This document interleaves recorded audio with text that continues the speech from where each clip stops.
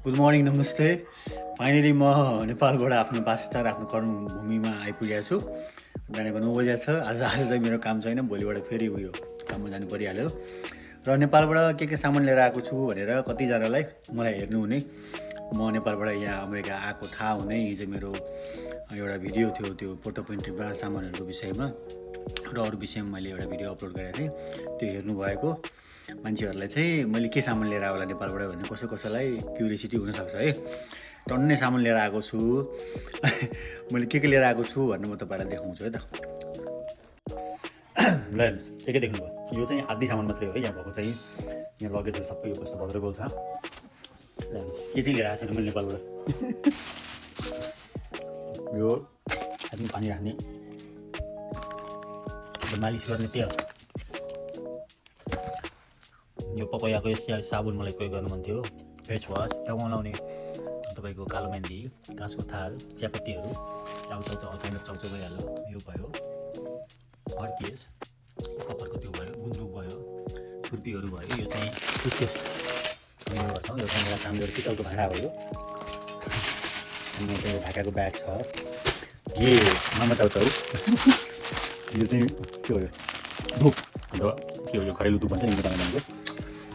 थाल, बच्चाको लागि छुर्पी, किताब, हेर्नु मसला भयो। यो चाहिँ मेरो स्याम्पू हो, एन्टिडेन्टल स्याम्पू। त्यही छ यहाँ सबै छ। साइकलका चियापत्ती, यस्ता यस्ता भाँडाहरू।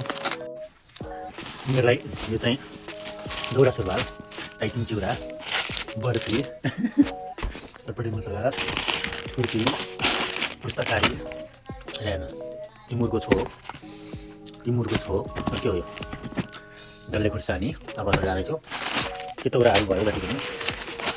चोकोफान, मसला, यो पनि बोकेर छ। कपुर, प्रेसर कुकर, यो पनि लिएर आएँ। यो चाहिँ बचेछ। घुड्की पनि लिएर आएँ, यो पनि आएछ। गीता श्रीमद् भागवतको चाहिँ नेपाली उल्था गरेको किताब, परुवा, एउटा